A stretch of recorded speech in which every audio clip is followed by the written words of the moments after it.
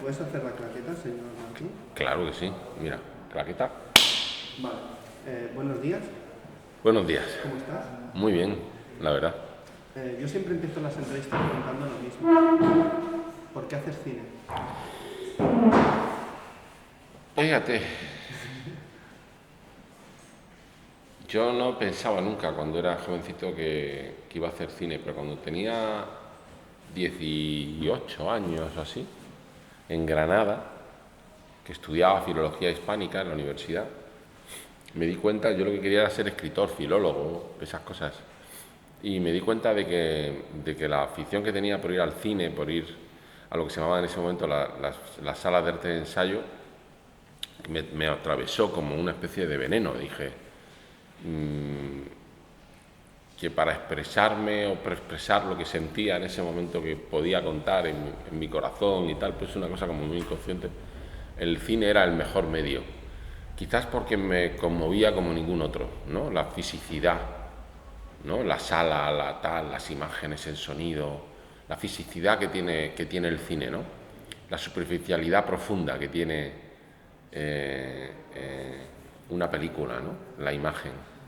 Y al mismo tiempo la narrativa. De hecho, a mí lo que más me gusta del cine siempre es lo menos narrativo. Quizás, mira, hablabas antes de un amigo como Javier Cercas, que decía lo de La mitad de Oscar, que es mi película más personal, mi película más cercana a lo que yo entendí como cine cuando era joven, al cine que siempre he deseado hacer. Luego, bueno, pues vas un poco jugando al cine también, que es posible. Trato de meter en esta película hay momentos, mitad de Oscar, por ejemplo, el paseo del policía alrededor de la casa. Son momentos de silencio. Es muy inquietante, ¿eh? Ese momento inquietante que para mí... Tú sabes lo que él no sabe. Exacto, sí, ¿no? Lo que es la ironía dramática y un poco claro, eso es lo que sostiene toda esa secuencia, pero yo disfruté mucho rodando esa secuencia. Fueron 2 días de rodaje, ¿eh? Rodando cada momento de tal, el ruido, no sé qué, tal. Lo disfruté muchísimo. Ese es el cine que más disfruto haciendo. Siempre hablas de tus películas, hay un punto muy inquietante, muy del thriller, del policíaco de toda la vida, de las personas muy oscuras. Pero ¿a partir de qué idea empiezas a formar todo esto? Porque a mí en tus películas hay un tema muy recurrente, es el poder. ¿Cómo va cambiando el poder? ¿Quién tiene el poder? Luego, ¿quién lo pierde? ¿Quién lo recupera? Esas que forma parte muy bien de la sociedad en la que vivimos, ¿no? Que nos movemos por esa posición, esos niveles que nos ha tocado, que a veces varían, otras no. Pero en tus películas está muy definido eso. Y se rompe, se cambia. Hay muchas posiciones dentro. Hay muchos cazadores cazados y presas cazadores. Y víctimas que se convierten en verdugos. Verdugos. Y verdugos que se convierten en víctimas. Hay un punto de lo que hacía Fritz Lang en su cine, ¿no? De esos cambios que hay a nivel moral y a nivel también psicológico. Lo has definido muy bien, o sea, me refiero que te estaba casi yo escuchando diciendo, ostras, pues tiene pinta de tener razón. Yo no, esto del poder, la definición pero no soy consciente de eso. Vale. Para nada, es la verdad. No soy consciente, no me planteo hacer una... Pero es verdad que puede que sea esa, pero sí me interesa evidentemente esa ambigüedad, ese cambio, He sido consciente, por ejemplo, de esa enunciación de la víctima que se convierte en verdugo. De hecho, uno de mis primeros cortos, mi trabajo Nadie, un cuento de invierno, mi premisa era esa, una víctima en el amor que se convierte en verdugo de otra persona en el amor. Es algo que me interesa, ¿no? Ese cambio. Pero bueno, no sabía que podía atravesar, quizás tienes toda la razón, esa ambigüedad moral, ¿no? Porque al final nadie es de una manera, ¿no? Nadie es bueno, malo, justo, injusto, nadie es de una manera, todos estamos atravesados y las circunstancias, por muchas cosas, y las circunstancias también nos llevan, ¿no? Entonces lo que realmente el ser humano surge en el momento en el que tiene que enfrentarse a las circunstancias. Y nos obligas a los espectadores a mirar a personas moralmente muy jodidas, ¿eh? Muy jodido el tema, o sea, estás todo el rato preguntándote qué haría yo si estuviera en esa situación, o sea, conectas rápidamente con el espectador. Bueno, en eso sí que soy consciente, obligo al espectador a mirar a personas que son como él. y que de repente sienten, ostras, pero pues yo porque estoy empatizando con este señor. Sí, sí. O sea, en Caníbal era muy claro eso, es decir. Y de hecho había un momento, un segundo asesinato, en el que yo, siendo tan consciente de eso, en el segundo asesinato que se ve que comete, el más atroz, cuando deja a la otra morir en el agua, era muy consciente de que eso de que había que meterlo porque el espectador podía estar en ese momento enamorándose y empatizando tanto con ese personaje que fuera capaz de perdonarle todo. Y entonces era como decir, no, hay que decir al espectador, cuidado, que este con el que tú estás empezando a entender, porque está enamorándose de esta chica, porque no sé qué, no sé cuánto, hace estas cosas. Que se está volviendo humano, pero hace estas cosas. Pero hace estas cosas, cosa que no hace un psicópata. Un psicópata no, es un cuento, mis películas son un cuento, porque un psicópata no puede hacer ese viaje de tener cero empatía con el otro, por eso es un psicópata a la humanidad, que es tener empatía con el otro. En Caníbal hace ese viaje, o en el autor quizás es al revés. Yo siempre he pensado que el personaje del autor es peor todavía que el de Caníbal, porque es peor, ¿no? O sea, además está feliz al final en eso, con esa cosa. Es mucho peor porque jode a más gente. Más gente, y además encima, porque Caníbal al final el hombre está que se ha perdido lo que más quiere, esa mujer, no sé qué, no sabe tal, el final es desolador para él, ¿no? O el de la flaqueza del bolchevique, pero en el autor está feliz el tío. El de Caníbal es un rebelde con causa y el del autor no. Sí. Pero sí, eso sí soy consciente de que me gusta ponerle al espectador delante de personajes que podrían ser ellos, y que decir, ponte tú en los zapatos de esa persona y entiende sus circunstancias.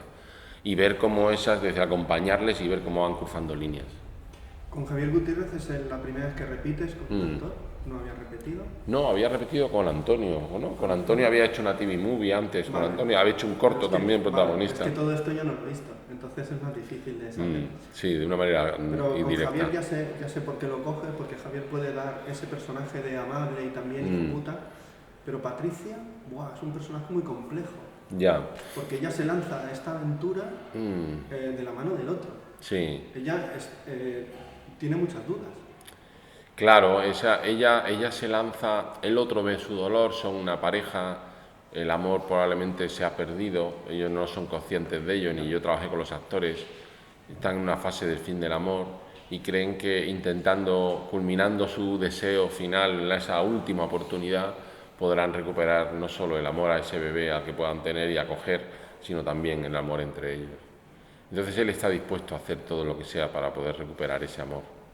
Por ella, por él, entonces están los dos juntos en ese sentido. Es un personaje, claro, el deseo es tan grande, tan visceral en el caso de ella, que yo creo que en el fondo ella es un personaje más inocente que el personaje de él.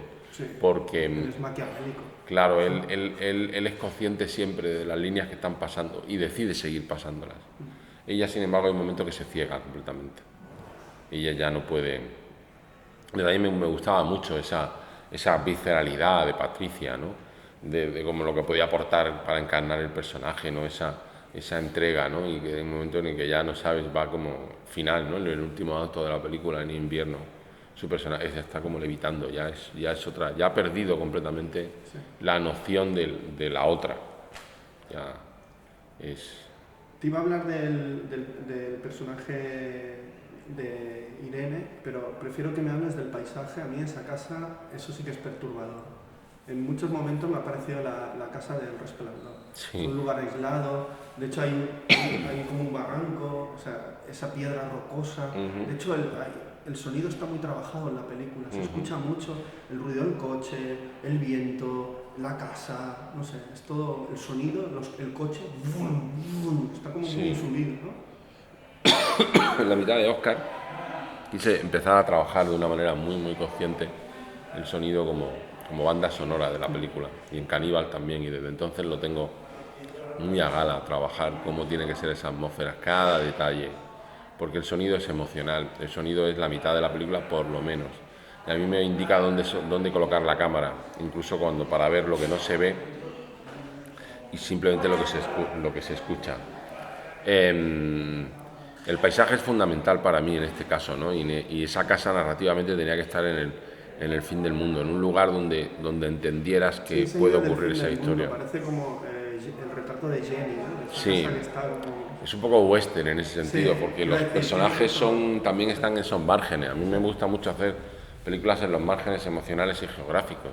Están en esos márgenes, pues se van ahí a esa frontera donde la ley no termina de imperar, está un poco como al límite. Vale, es que como ha sonado Un teléfono. Vale, vale, vale. Y para mí el paisaje y el lugar, que es un poco el retrato psicológico interior de los personajes y de la narración de lo que está pasando, se convierte en un nuevo personaje, porque no me gusta ser psicologista, no me gusta explicar lo que le está pasando, sino que el cuerpo y el paisaje hablen al espectador, y que sea el espectador dice, o sea, esa evolución, ¿no? Esa de la primavera al otoño al invierno, ¿no? Es verlo ahí, ¿no? Es una cosa física, lo que te decía al principio de que para mí el cine es muy físico. Y lo incorporo desde el principio. Nunca jamás escribo una historia sin saber dónde va a estar escrita esa historia. Es decir, cuando hay una semilla, una idea, me voy a un lugar, decido dónde se va a rodar esa película, y en determinado momento empezamos a escribir la película habiendo recorrido antes el lugar, y sabiendo dónde, imaginando cómo puede ser esa película en ese sitio. Todos los personajes, no sé qué, hablando con gente similar, viendo, e incluso empieza un proceso de escribo como guionista, voy al sitio, sigo conociendo gente, reescribo en el propio sitio, me paso allí un tiempo. Es decir, yo estoy con un nuevo proyecto y ya he ido como 7 o 8 veces al lugar donde va. Entonces, cuando tú lees el guión, ya hay una definición de una descripción de los espacios reales, y hay una investigación sobre personajes que podrían parecerse a lo que está ocurriendo siempre. Entonces, para mí imbricar el lugar en el proceso creativo de una película es fundamental, y lo hago desde el inicio de la historia, desde la premisa del guión. Tú como trabajaste de asistente y director de uno de mis directores españoles favoritos, José Luis Borao, Ajá. creo que en La hija te ha salido Tu Furtivos. Bueno, gracias. O sea, eso es como... Porque es esa historia, ¿no? Esa historia aislada, pocos personajes, donde hay esa ambigüedad moral. Yo la estaba viendo. De hecho, hay un objeto importante en la película que no vamos a desvelar, y no quiero que me desveles, que digo, wow, es que me estaba acordando tanto. Ya. Sí. No he sido especialmente consciente de eso, para nada. Es verdad que tuve la suerte de trabajar con un maestro como José Luis Borao, y de aprender de él, y de verle trabajando, y de conocerlo, y que fue, bueno, que hizo una obra maestra como Furtivos, de la que, vamos, yo no pretendo ni quiero compararme para nada.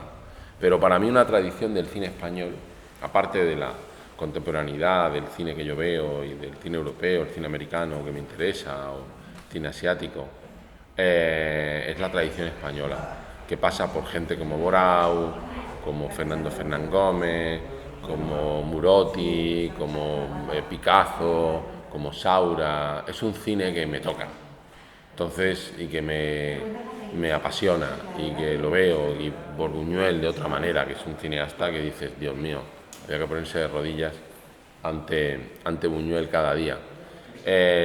Soy un gran admirador y muy orgulloso de la tradición del cine español. Pues Manolo, muchas gracias por este rato, por tu película. Yo siempre digo hasta la próxima película. Gracias, espero que sea pronto.